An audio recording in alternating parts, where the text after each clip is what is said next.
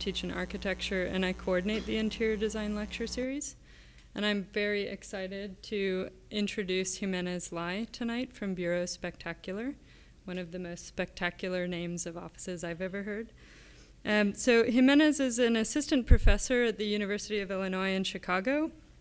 He leads Bureau Spectacular, and his master's degree is in architecture from the University of Toronto. He just told me he's Canadian, not American, although he's based in the US.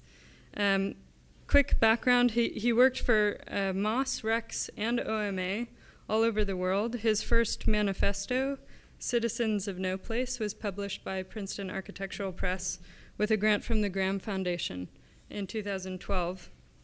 He also won last year the Architectural League Prize for Young Architects, a great honor for anyone starting out in architecture. His work spans between disciplines of illustration, furniture, interiors, and architecture. It can be described as super furniture, mini architecture, sculptural installation, and graphic literature. It's both parasitic and independent, and this ambiguity allows each of us to access his work from a context within our own disciplinary boundaries, while also forcing us to consider just those confines. He inspires us to imagine alternate realities, and that's why we've asked him to come here tonight. So welcome, Jimenez.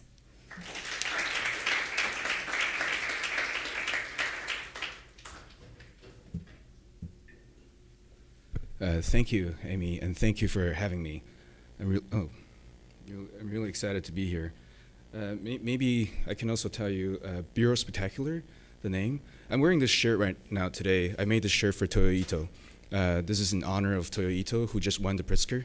I gave him this shirt. I told him whenever he comes to Chicago, he should wear it.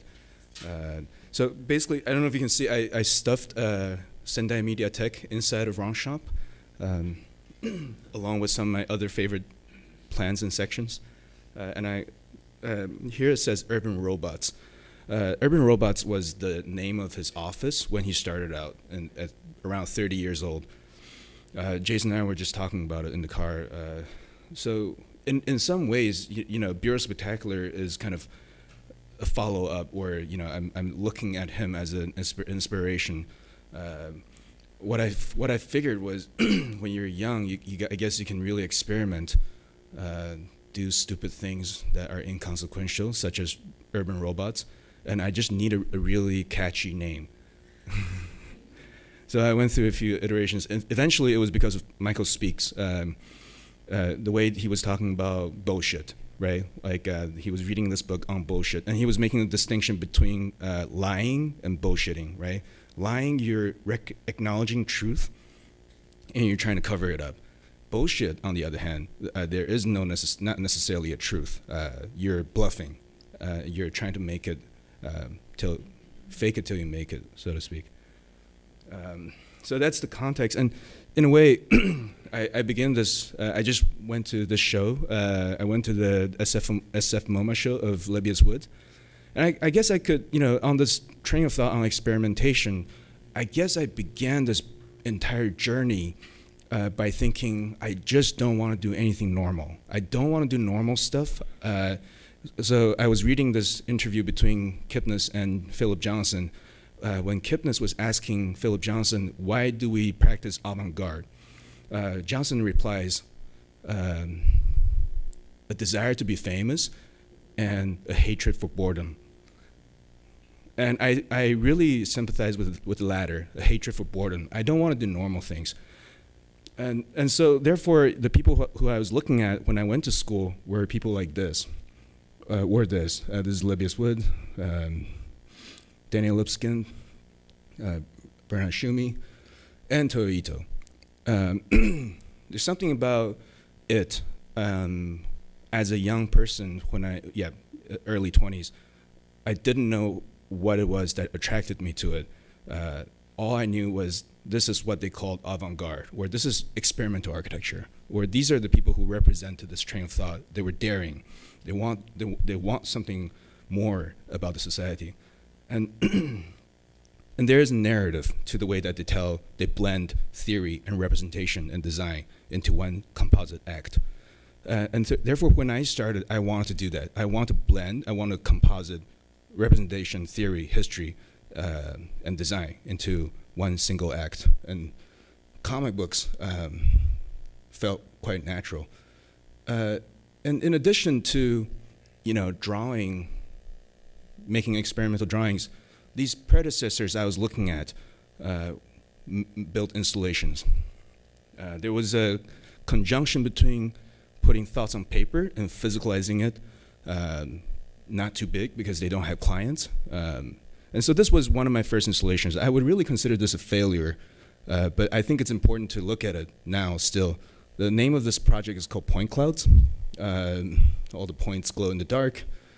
The compressive nature of the tubes made it an interactive network.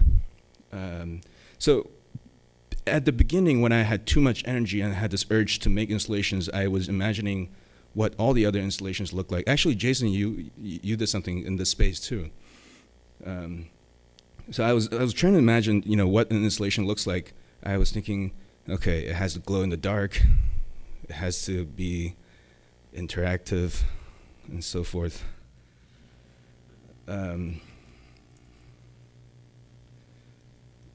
going to show a video as a follow-up where around the same time I was working through some thoughts. And I think this would tie it really well into a train of thought that I want to build here. Is the designation, living room, essential to our survival, in the hunter-gatherer sense of the word? No. What are we then? We are citizens, lesser than our primal sense as primates and humanoids.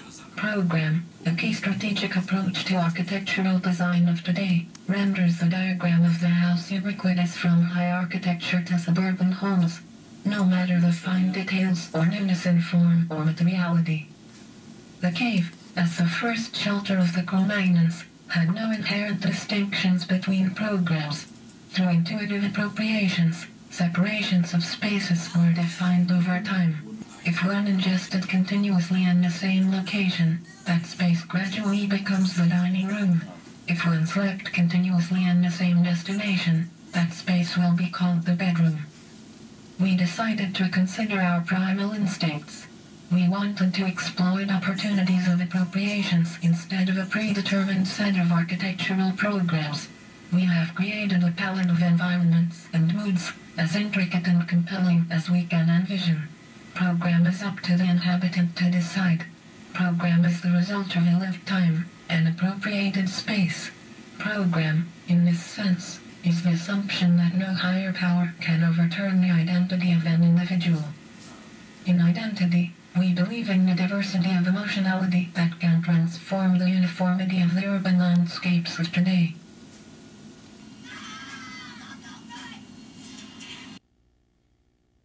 So this project was called the Cave House, and here being invited to the interior design lecture series, I was also mentioning this earlier. I have a strong relation. I mean, I feel a strong relationship with the text bigness from Koolhaas.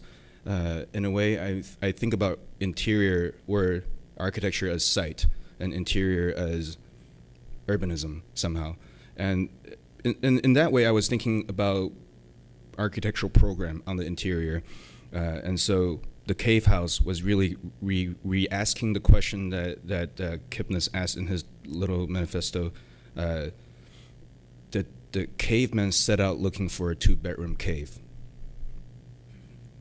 And I think that's a really great question because conventions of today make us design interiors in certain ways that are not really that interesting because the diagram is set and all we could do is produce, let's say, textures or sensibilities of glossiness or not.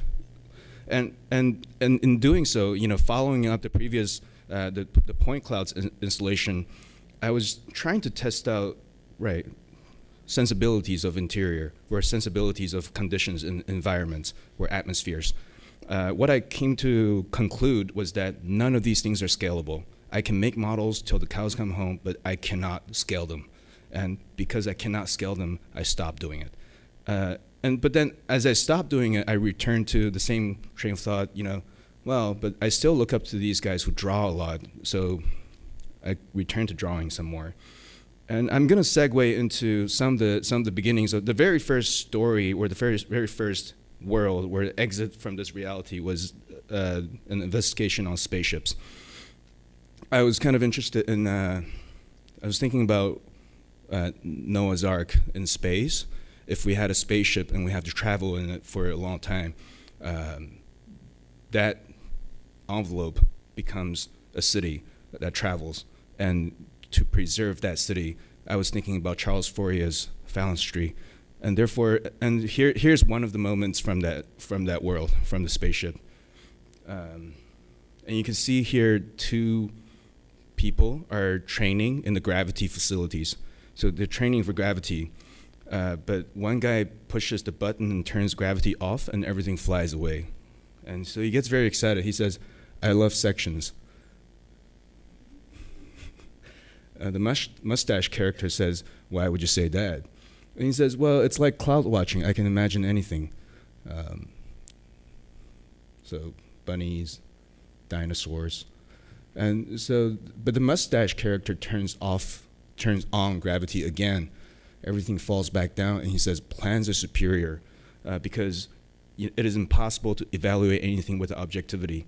And so plans can really allow you to strategize, to conspire holism, to map the future. And you can even isolate cases to truly understand your conditions." But the Popeye character says, his counter-argument to plan is that, but plans really rely on this unattainable God's eye view that no humans can experience in perspective. And he says, you know, the intricacies of plan, let's say on a computer screen, when you engage it as a perspective, looks like a bunch of boring little boxes. And he continues, and by perspectives, I'm not even talking about the insincere aerial fly-throughs. I'm talking about actual engagement with the line of sight. And so a case for flat generators, plan as a generator versus section as a generator. So an interesting plan could easily result in an uninteresting figure. An interesting section, on the other hand, could easily result in a hollow interior, which he's arguing that it's actually full of possibilities and therefore a positive thing. So he says, I suppose we could say the evaluation of quality really relies on your point of view. This versus that, subjectivity, objectivity, experience and organization versus organization. And he says, I choose section because of my relationship with the ground. And the plan guy says, hey, that's your opinion in plan. So part of the exploration of the spaceship world led me to be thinking about gravity, relationship with the ground, orthographic projections, the distinction between plan and section. And this was actually, in fact, the very first installation I built in Los Angeles. It was a competition. The call for entry was Gravity Defiance. This project is titled Fallon Street Module. The room actually rotates at once an hour. So there's a mechanism inside of it that allows it to rotate at once an hour. In other words, this thing operates exactly like a clock. And every 15 minutes, one of the flat surfaces would become parallel with the ground. So in some ways, I was thinking about the continuous surface project in a different way. In another way, I was thinking about obstructions. Because if I created dimensions that are easily readable for the human body, in other words, affordances, we're able to recognize when to sit down, when to lean, and so forth. And another problem, I guess, that emerged from this installation in retrospect was I couldn't really draw longitudinal cuts. The only interesting cuts that I could make were cross cuts. And so, in another way to say this, this study of gravity became a study of the 4 drawings that are tied into this axis. In other words, I was dealing with a cylinder. My platonic shape was a cylinder. And upon discovery of my platonic shape was a cylinder as a study of rotation, we began a different study of rotations in the second installation that was related to gravity defiance. This project is called White Elephant, privately soft. There were 3 ideas that we were trying to study. First, hard on the outside, soft on the inside. I was really interested, I mean, I still am very interested in this idea, hard on the outside, soft on the inside. Virtually everything that I think of that's hard on the outside, soft on the inside, I like it, including people and food. And when we think of hard on the outside, there's another way to be thinking, for me to be thinking about hard on the outside, which is impression, the impression of a building, or the idea of a building that we can nickname. The impression is hard, but then the interior is fluid. Hard on the outside has another connotation. It has a different relationship with the city, whereas soft on the inside is programs and parts and stories. So this was the installation, White Elephant. Very lucky, this thing was collected by MoMA, along with some of those drawings in the back. And really, this thing tumbles. If you look at it, we now departed from the cylinder, and now we're thinking about rotation as a sphere. And it's really like a jack, because we identified these points for it to become a constant tripod, basically.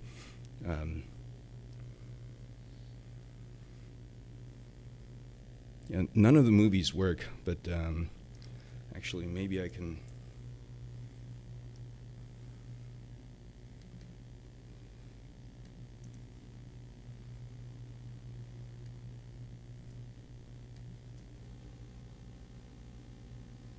Okay, guess not.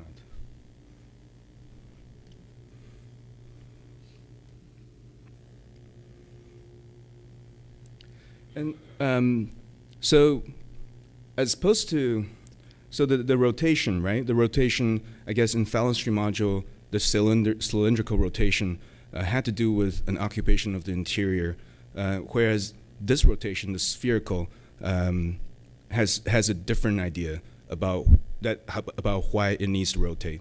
So, for me to return and emphasize the 3 points. Of the White Elephant. A, hard on the outside, soft on the inside. B, it needs to tumble and rotate freely like a sphere. And C, we'll get into that after I finish this thought. And I will use this story to illustrate the thought about rotation. So here you see a cave person or a primitive man stalking a deer. And as he stalks the deer, he's thinking in his head strategies. And he jumps and hugs the deer and slays it. He then systematically skins the deer. He does not take the meat. He skins it systematically, and he sews it back together into a cloak. And he covered himself as the first architectural detail. He takes this cloak, he runs to the woman he loves, and he tells her about his day. She's unaffected. And then he covers himself to abstract his features, and he dances for her. He dances for her, and the abstraction of his postures becomes a new skyline. The abstraction of his postures are devoid of his exact features, and therefore ambiguity was attained.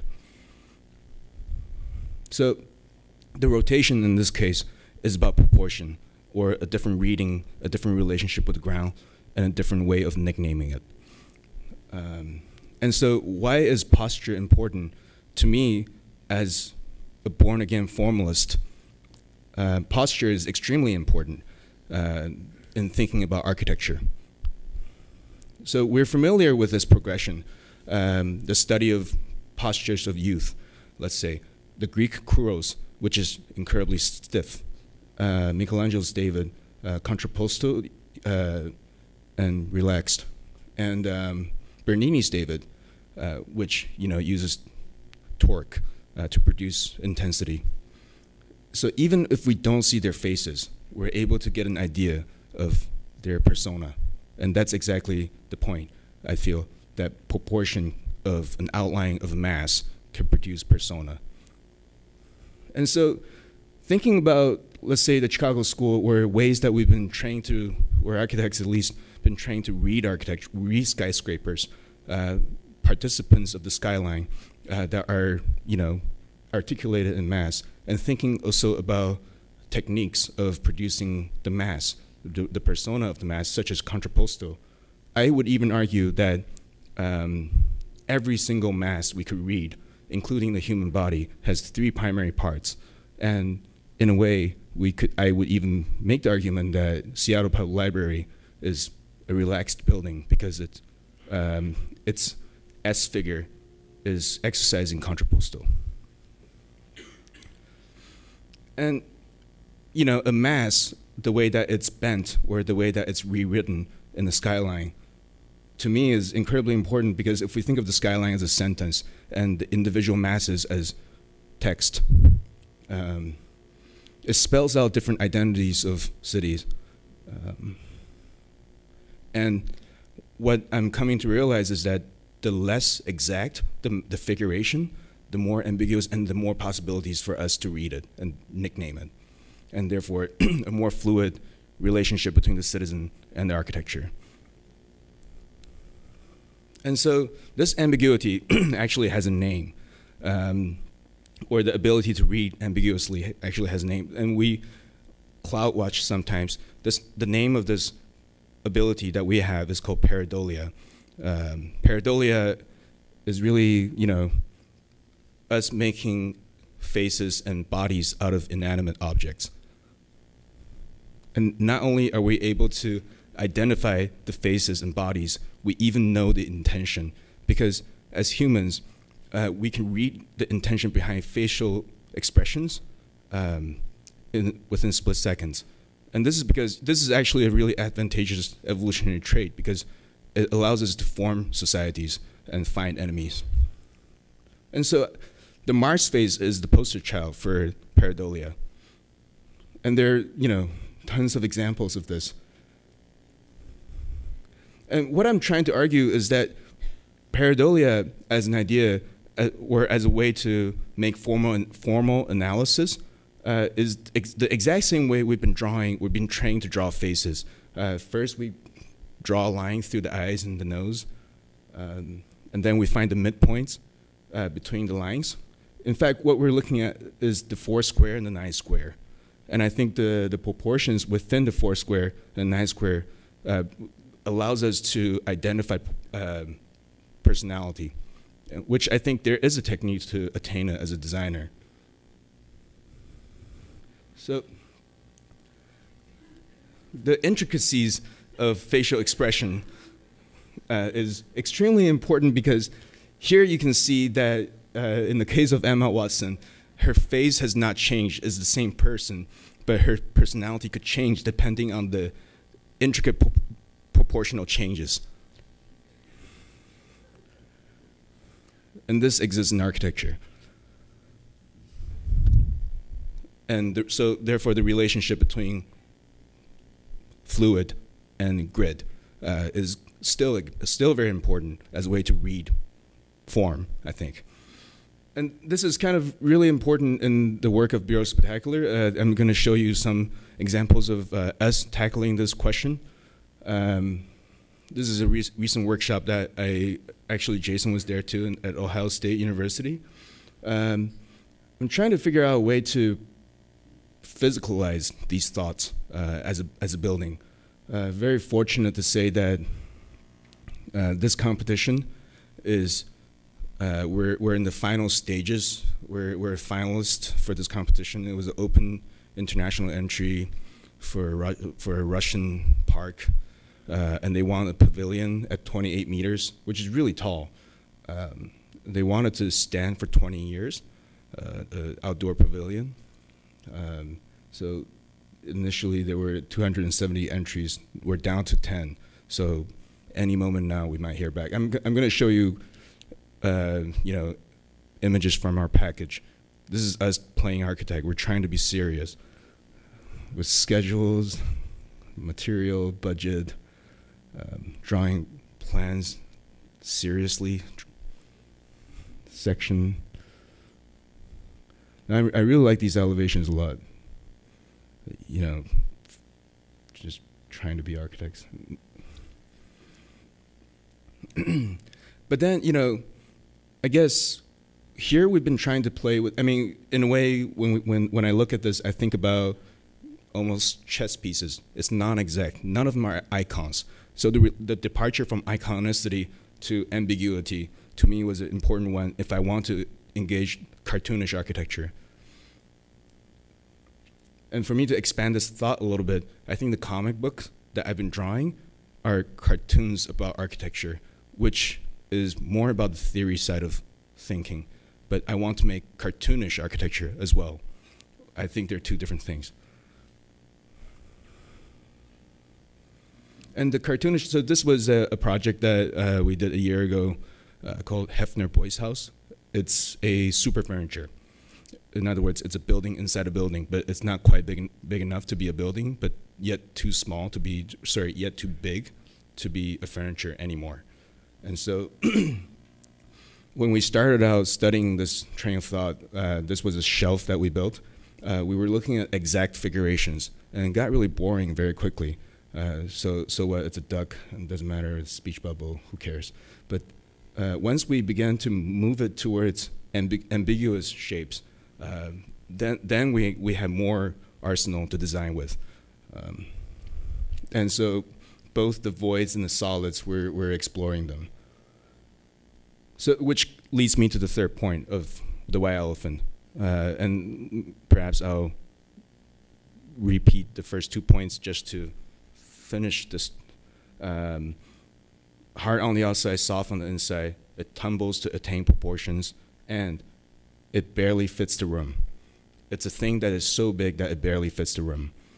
This is Rene Magritte's listening room. And, of course, the apple is so impressive. We're not going to be able to ignore the apple. In fact, we might be even interested in what's inside the apple. But what I'm even more interested in is what's outside the apple, because here, really specific outlines are carved by the presence of the apple. And so when you're inside the apple, this might be a really thick wall that you can paint black. But when you're outside the apple, this is an obstructive object that carves out outlines for programmatic usage. So to further expand this thought and to segue this into another super furniture, I will now tell another story, which is no longer in the spaceship. It's now 6:30 in the morning. A man is making a tie, making a promise as well. He says, "I'll write, I promise," to this woman. And he says, and she's obviously really upset, and he says, "I'll be back in a year. It's a really prestigious experimental project. I have to go." So he goes. He's very upset, and he meets a scientist. And the scientist says, "Are you ready for your assignment?" He says, "Well, can't believe I'll be gone for the whole year." The scientist says, "It'll be a good year. Just you wait and see. Remember, because remember in 2009 when they built the tallest building in the world at the time? People were asking, how high can we go? Where would it be? And what would it look like?" And so in this hypothetical world that they live in, the answer to how high can we go stops at when we run out of air, which is stratosphere. And so, which is also roughly 12 kilometers from the ground. That's 7.6 miles, roughly. And so here you can faintly make out the skyline of Manhattan, because this building is the extrusion of Central Park for 12 kilometers. It has the capacity for 87 million people, which is the size of Germany today. And so if you imagine no longer is the question of a city inside a building. It's a political and economic entity inside a building. It reverses the figure-ground relationship of Manhattan. It forces zoning to be done in section to respond to cloud conditions, as well as housing typology in section. So they get to the very top, and the scientist says, as you know, it is physically impossible to live above the trouble pulse. You are the experiment. Show us humans can live higher. And so stay here for a year. While birds won't fly any higher, and his girlfriend waits. But he comes home after a year. He comes home and he says, hi, I survived. And I kept my promise. Did you get all my letters? And she says, yes, all of them, every day of the week for an entire year. And your letters are making me really worried. This one, for example, you identify all the hours you consider wasted in a typical week, and you black them out. So she says, were the trainings difficult? What's gotten into you? So he has these terrible ideas in his head. He says to her, during my year of solitude, I came to realize something very important, and I need you to understand. I want to be exceptional at what I love. So he's got strategies in the head and geometries in the heart. He says, and I think I figured out how to be exceptional at what I love, and I'm calling this project the Obsession Accelerator. I will put everything that I truly need inside a box, and I will discard everything else from my life. And I will put this box inside another box, and I'll spend day and night doing the thing that I love, because that's how I realize I can be good at it, is to devote my entire self into it, is if I spent a lot of time doing it. And I'll retire into the box. So when I'm inside the box, the outside is black. It's like a super wall cavity that I can program. When I'm outside the box, it is an obstructive object in the middle of the room. And so she says, well, that's great, but where would I be in this picture? She just waited for him for a year. And he says, you'll be with me inside the box, which is incredibly selfish. And it breaks her heart, and she walks away, but he doesn't understand. So this is my box. I built it so that I could be exceptional at what I love. And so out here is Bureau Spectacular. This is the briefcase house. It's a super furniture. It's a house inside a house. Not quite big enough to be a building, but too big to be a furniture anymore. And up here is the guest bedroom. This is a bleacher, actually. It's a functional bleacher to watch movies on. Bookshelf, color-coded books. Helvetica, my cat.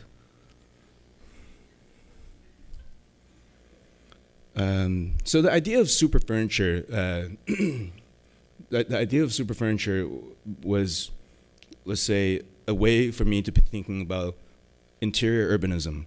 Let's say little buildings on the inside, but big furnitures on the inside too. And I took this a little further. Last summer in London, I lived in the Architecture Foundation in London. I lived in the storefront for about 18 days straight as a part of the performance, because I wanted to understand what it's like to truly occupy a super furniture in public. I made these cave paintings along the way. And I even documented myself sleep, and you don't have to watch it. It's on YouTube if you want to watch it. So super furniture is a continuing idea that we're still working with. And this is a project that we're doing with Storefront for Art and Architecture. This summer we're going to launch it. It's a super furniture that breaks apart and allows for many uses. It's the dimensions or affordances allows us to use it in very many ways, and therefore the figurations actually are functional.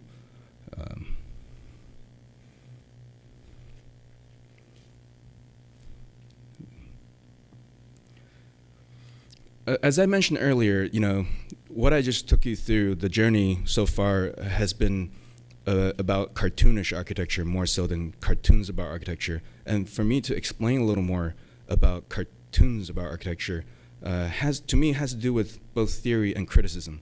And I will use 2 stories to maybe talk about this. So here you see a man. He's having sex with the building. He's having sex with the building, and he says it's our secret. No one will find us, but he's wrong. He's being discovered by 2 policemen. The policeman says, "Freeze! You're under arrest." And he says, "Why? Because I'm fornicating with the building." The policeman says, "No, because you're fornicating with the wrong building." So they go to the archive of intuition. The policeman tells him, according to the perimeter of conduct, we've exhausted all iterations of things you can have sex with. There are only 3 types of things that you can have sex with. And you violated this conduct. The first type is iconography, a crude shape exempted from attention to detail to retain its legibility as ideograms. The second is economy, a strong functionalism that allows the model to thrive in various contexts and conditions. The third is morphology, a resilient origin that responds to physical demands and result in transformations of the geometry. So this thing is not an icon, not economical, and has no morphological basis, and therefore it is simply ugly in a grotesque way.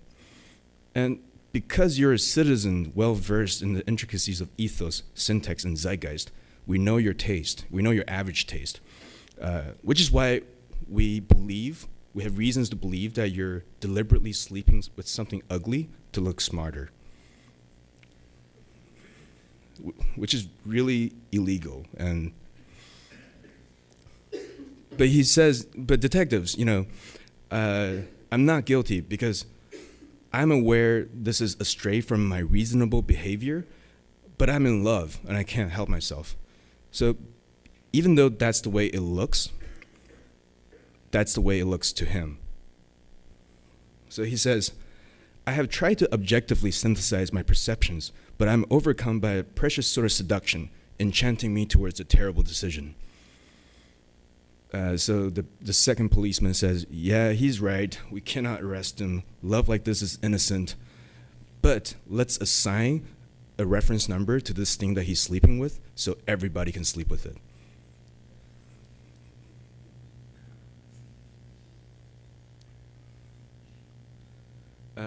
I'll tell this one last story, and then I think that's it. I think it's the last story. Again, about cartoons about architecture, trying to figure out ways to make theory, criticism, and representation into a single act. Okay, so now we're back in the police station again, but on Earth. And here we have a lineup. And in the newspaper clippings, it shows that a billionaire has died in fire. And so the first detective says, well, the great villa of the billionaire was burned to the ground last night. He was killed in the fire, unconscious at the time of his death.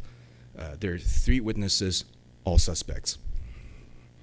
The butler, the wife, and a classmate.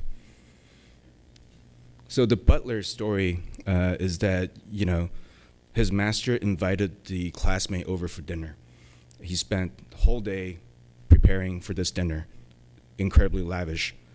And from across the distance of a room, the billionaire calls him lazy. Hey, lazy, hurry up, lazy, and which is really mean. And he says, well, maybe that was maybe that's the straw that broke the camel's back. He couldn't take this verbal abuse anymore. He dropped his work, slowly walked over to the mezzanine, picked up the statue, and dropped the statue on his head. He chased away the other 2 people in the room, and he says, minutes, hours, I cannot remember how long.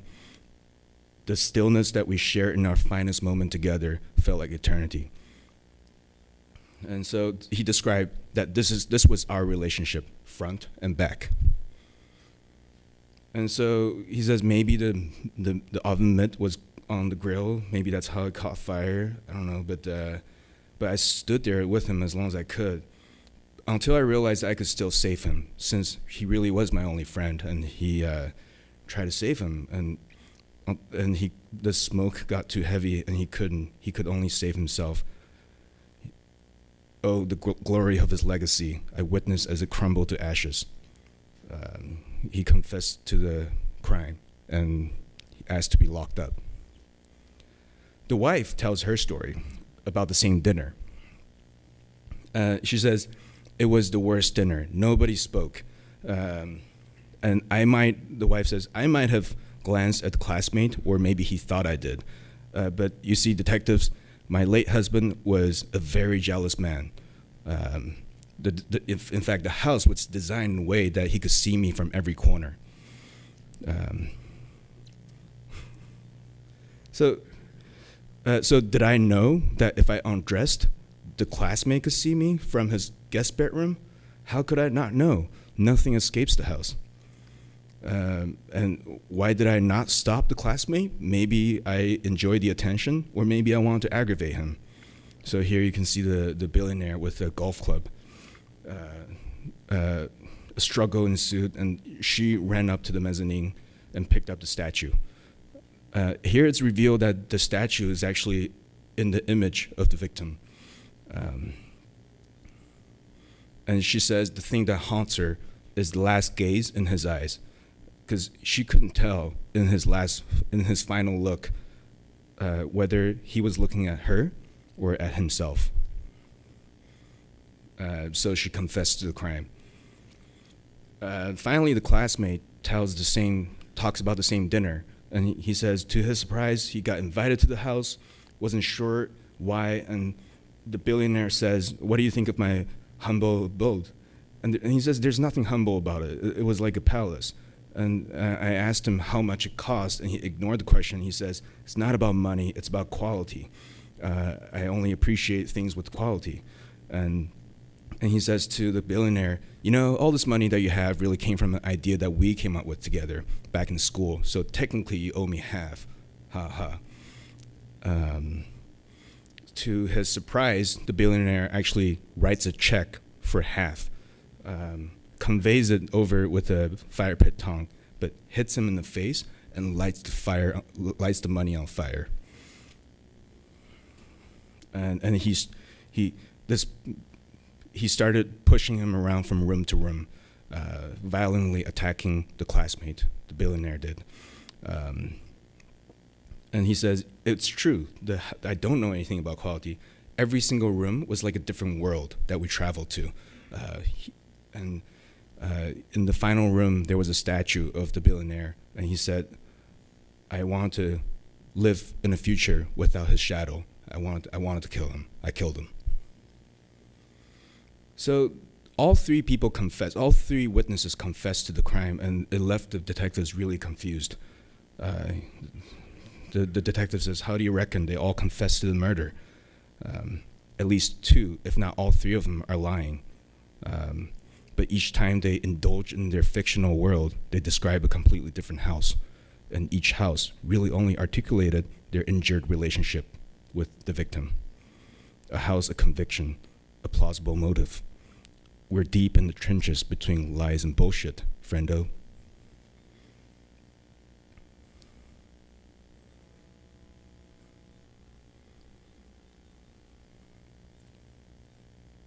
That's it. Thanks.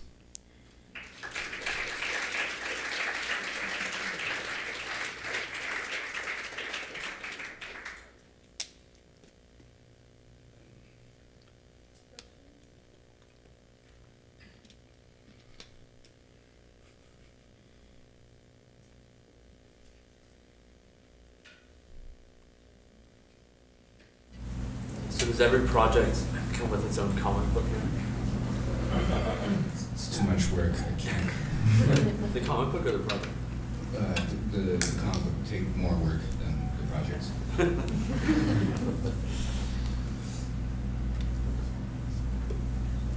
Yes. Could you imagine designing buildings in the future, creating the comic book, and then leaving them to be completed posthumously? I don't understand the question. Could you imagine using the vehicle of the comic book to describe a building in a place that doesn't exist yet, that would be built after your life was over? That would be great.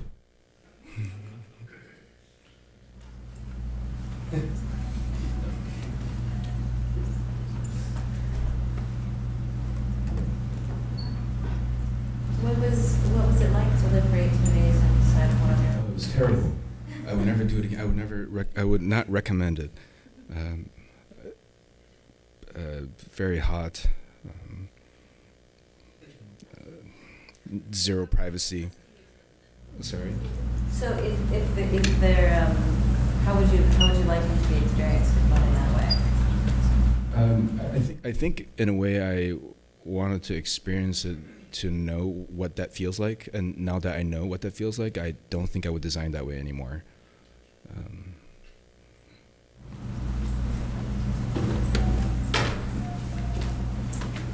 You talked a lot about hard versus soft, interior versus exterior, but have you thought much about the people's relationships when they're on the hard exterior versus the soft interior? Yeah, and I think that's the part I was talking about skylines. I think that's the hard experience with when we experience buildings from the outside. The form of a building is recognizable as a mass, and so.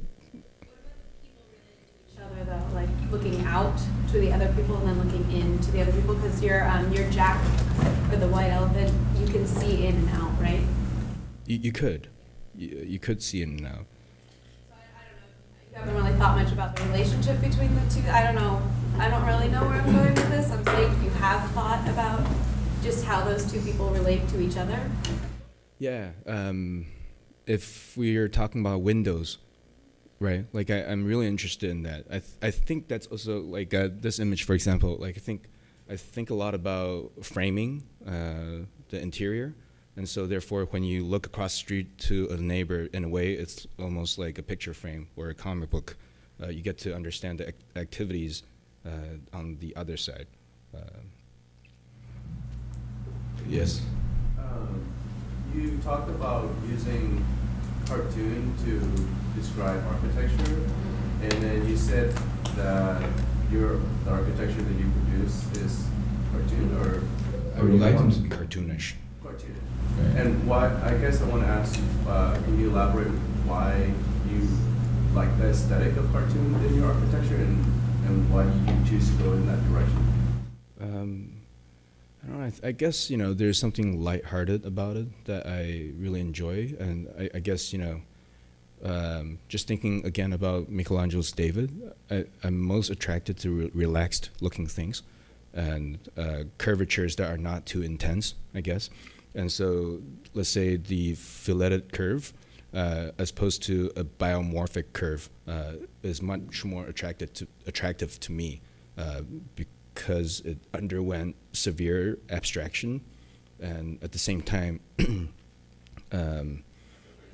it's like cute, I guess. In that sense, do you see your project as a polemical one in relation to other more dominant discourses of architecture, or is it? I'd like to think so. Yeah, there's. Definitely. Yeah, I mean, I think for let's say the faculty, you might be able to detect a lot of references that I'm trying to make, mostly with Le Corbusier, actually.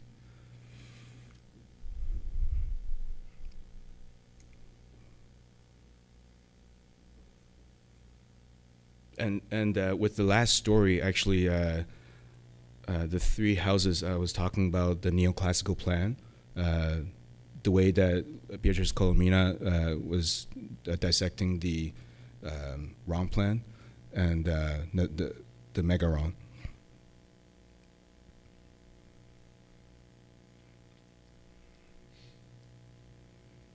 Yeah.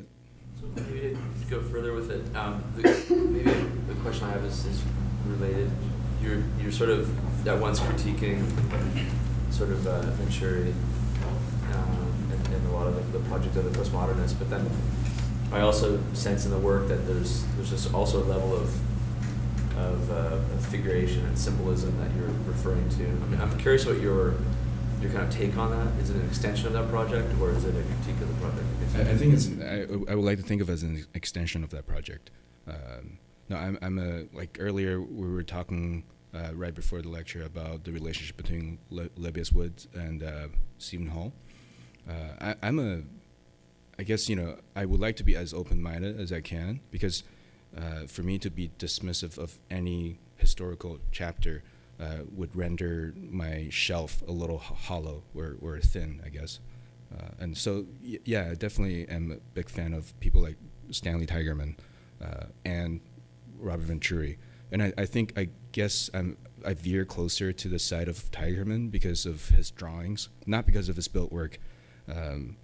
Right, the duck versus the shed is something that I've been thinking about all these years. If I want to produce figuration in mass, should it be exact? And if it's not exact, I guess, the Dutch School of Architecture in the late 90s and early 2000s have really done that, right, the non-exact figuration. And in some ways, I think I want to produce a continuation of both trains of thoughts. Yes? So it's apparent that you've read a lot of theory, and I wonder, when you read theorists like Lebbeus Woods or some of the other people that you cited, do you read them sociologically at all, or simply formal? I think I'm mostly a formalist. But then again, I also, yeah, actually, I would just say that I'm mostly a formalist. Because I can't be an expert of everything, and for me to, I guess, forego some parts of knowledge in order to be better at one thing versus another. I had to choose something, I guess. Right, and we were, right, this came up right before the lecture, and I was thinking of responding to that, and maybe I can do that now. It definitely was sociological, and I think, we're not that far in age, and I think myself and the students, and I believe that, let's say, returning to the word zeitgeist, right? Every generation had their problem, and every generation had their engagement. And I believe I'm engaging something, which is overconsumption. And I'm interested, I'm trying to embrace the idea of overconsumption, or kind of a nonchalant attitude towards, let's say, the output on the internet, for example. That's our problem of our times. And therefore, the pluralistic frames of the comic book, to me, was one of the beginnings of this. And like I said, I can't be an expert of it, but I do think about, my relationship with the society that I am in. Yes? Yeah. Thanks for the presentation. I really liked it. I wanted to clarify, in the beginning you said, I don't, you said something about, like, I like to design anything that's not normal. Oh, I just said I don't want to be normal. I don't want to be normal. Sure.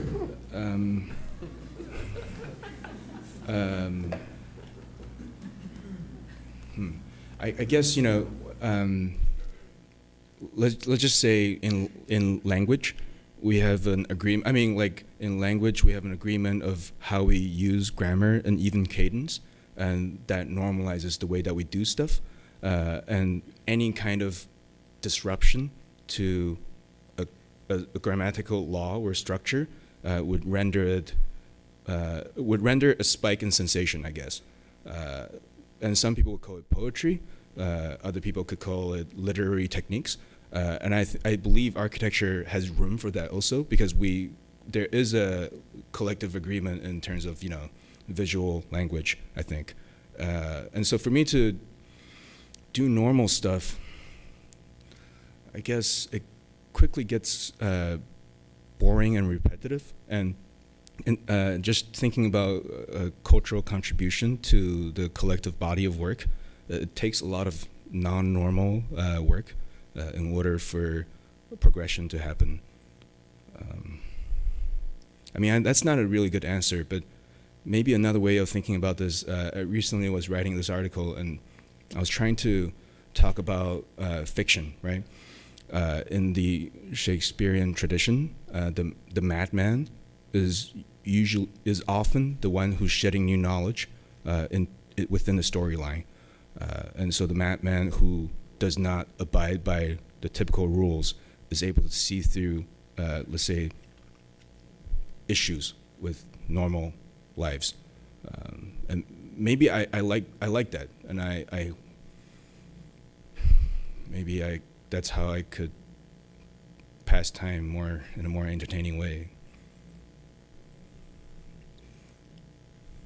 I'm curious what you think about John Hedek, because it was one of the few people that you showed, but you didn't talk about. No, you talked about like famous kid. No, I mean John Hedek is my biggest hero, I guess. Yeah.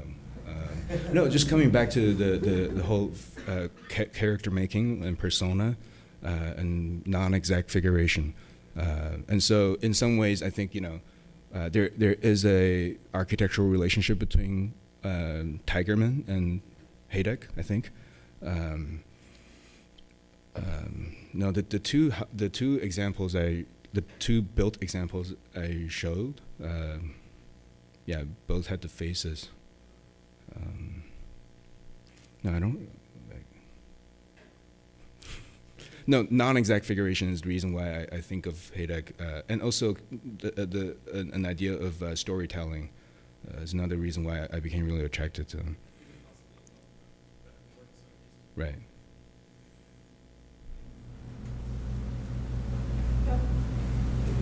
So you spoke about proportions and also non-exact figuration and ambiguity in terms of formal ambiguity. And so I was just wondering, when you're making these forms, where does proportion play into that? Is it mathematical, or is it just your eye that you're relying on and iteration? Well, when I was showing Emma Davis, is that her name? Emma Watson and Kristen Stewart. The grid, right? The grid is a basis for me to be playing with proportion, because I still think that some kind of a guideline could help me as a technique for making form. So to create the ambiguity, does it come out of the process of iterations, or is it more like a? No, actually, usually we start out by naming stuff. So, like, if we want something to look sassy, we start to identify qualities of sassiness. And in fact, I think torque is a great way to produce sassiness, like a kind of lopsided, bottom right leaning torque. So no, we really kind of like identified the keywords of the sensibility we want to attain, and try to identify the qualities of the proportion, and then do it.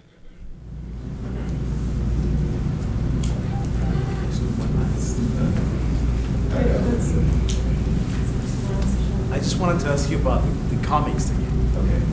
And whether they come after a more, let's say, conventional architectural project as means of explaining what the project is about, or whether they come at the beginning. And having said that, also, I mean, obviously they are means of explaining a concept, right? But I wanted to ask you formally, in terms of the geometries and that they to form those characters, and so if those also somehow articulate your formal language to come up with more architectural geometries and stuff like that, because it's obviously, it's yourself who's, people will consider those comics not just, as part of the architectural discourse. So I wanted to ask you about how they help you to develop your forms as well as your ideas. I mean, let's say in some ways, when I began drawing comic books, I was thinking of the outline of the page as the boundary of the building, and the episodes as being rooms. And so compositionally, it was really helpful to be thinking, okay, well, if I draw a page that takes too much time to read, and compositionally, the part-to-whole relationship makes it too part-heavy, then I have a problem. And so it was a good exercise in that, you know, in the flat drawing making, it was a good exercise to think about whole and rooms, I guess, the composition between parts in a room. And also tying this to something like the glass house the glass pavilion from Sana. I think, you know, the gutter between the rooms, or the gutter between the programmatic parts. Actually, I even have an image of it somewhere, I think. Right. So just thinking about the relationship between parts of rooms, in a way, I really began to think of these compositions as exercises to get better at formally drawing orthographic cuts.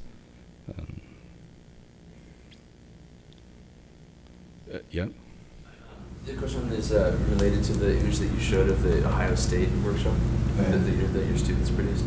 I'm curious a little bit about how, in the context of that workshop, because we were both running parallel workshops, we never got a chance to sort of talk about it. Right. I'm curious about the process by which you worked with, what, 15 students or something, I guess. Right.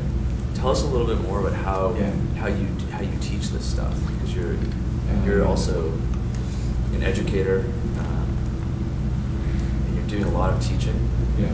So can you just walk us through just your thinking and your teaching? Right. In this case, I began by asking them to just kind of go to town with cartoonish drawings, and then we'll begin to extract qualities of it. We'll spend hours talking. I mean, in fact, this is a seminar that I teach. It's called Friday Morning Cartoons. That's the name of the seminar. So we spend 1 hour, the first hour it's a 3-hour seminar. The first hour we sit around and talk about issues. We set up one issue that we're going to talk about today. So for example, relationship with the ground would be an issue, or Russian doll situations, that would be an issue. So we'll spend the whole day talking about that. The first hour talking about that. The second hour, we sit around and doodle, and we make cartoonish archy characters based on what we just talked about. The third hour, we evaluate the drawings and extract qualities of it. And so that's how this began. Like we set up some issues, we talked about it. Since the timing was really short, I wasn't able to go through the 14 weeks, and I just kind of pulled out some of the key qualities that. And so we then got into the 3-part reading of the mass. And so you could really read the 3 parts. We actually use the 3 parts to identify how one manages proportion. I mean, this is getting really technical, but and so, you know, ideas of leaning onto each other, ideas of contrapposto exist between some characters. Ideas of we also really rely on the 5 points of architecture too, actually. So ideas of a relationship with the ground that's not bottom heavy.